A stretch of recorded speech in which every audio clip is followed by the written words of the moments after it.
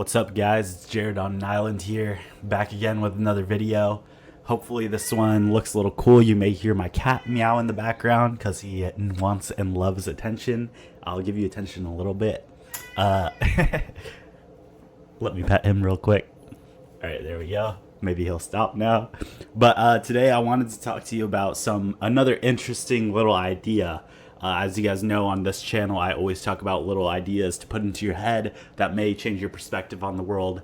So this one is something that I'm coining myself as the 99%/1% rule. There's probably some sort of name for it out there, but I just wanted to share this thing that's been reminiscing on my mind. Basically, what it is that when you look at evolution and when you look at human history, animal history, earth history, 99% of things fail. I've talked about this before where everyone is pushing towards a goal. It doesn't matter what goal it is. And 99% of it is failing. 99% of it doesn't make it. And then 1% of it does. An example of this is most seen in evolution.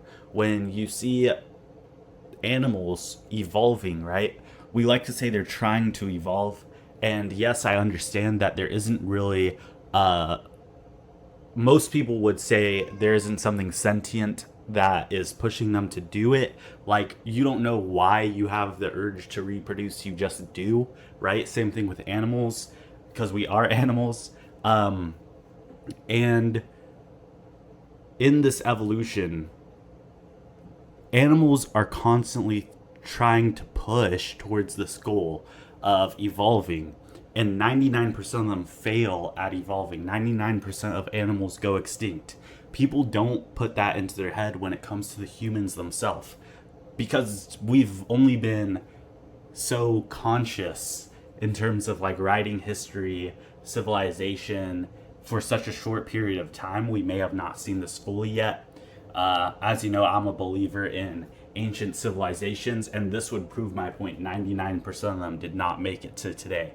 Same thing with different species of humans, right? We Homo sapiens made it out of 99% of others failing.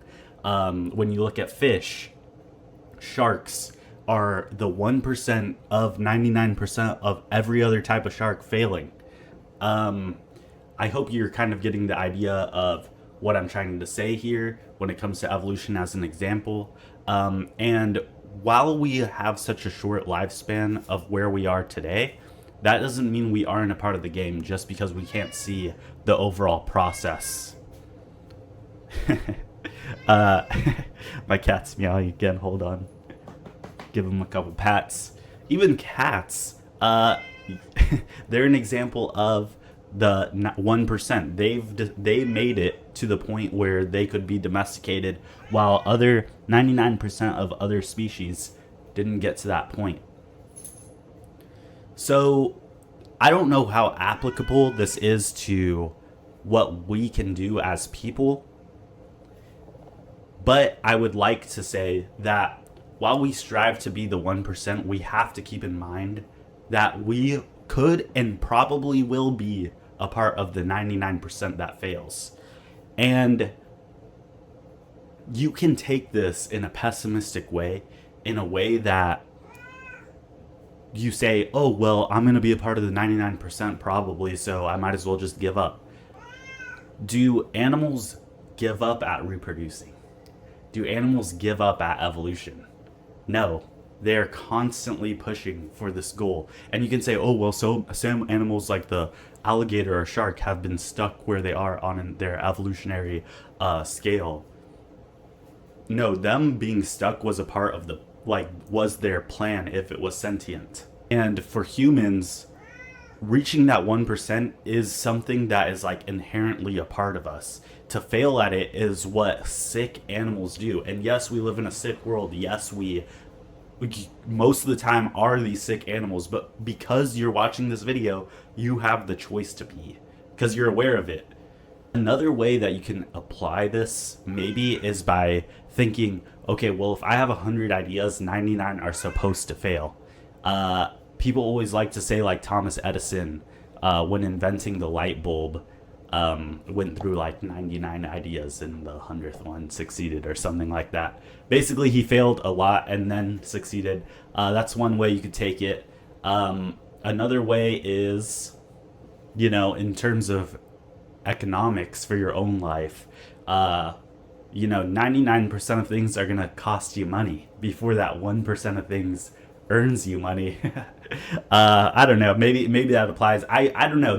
This concept is still something I'm formulating and thinking of, but I think that there is definitely something there when that maybe you could use.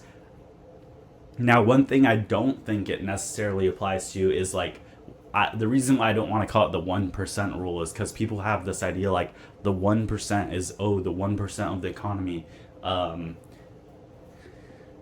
mean, I don't know. That's kind of like past the line of too man-made. I don't think it applies the same way as what I'm saying about the 99% failing, because I mean, maybe it does. In any point of history, there's going to be 1% that is going to be the 1% of what's on top. There always has to be. Now, the distribution and the curve of how humans are compared to that, or like how much you're failing, is what's different. And that's where like the problem lies when people talk about the 1% now. It isn't that, there's 1% of the rich, because there just statistically has to be a 1%. It's about the distribution of wealth, right? So in animals, I guess the difference is that like you don't have any sort of different distribution between success and failure when it comes to is your species alive or extinct.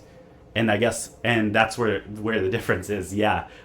So that's something that maybe you can ponder on and see how detailed this can get, or if maybe this whole idea is just too oversimplified. But it definitely is helping me progress with my goals by reminding myself, you know what, like, it isn't okay that there's failure, but this is the natural way things are supposed to be. This is true nature in action. Failure is natural. It isn't something that isn't inherently not supposed to happen.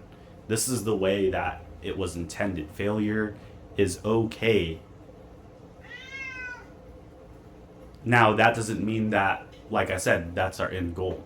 But we know that because, you know what, striving is also natural. Striving for more.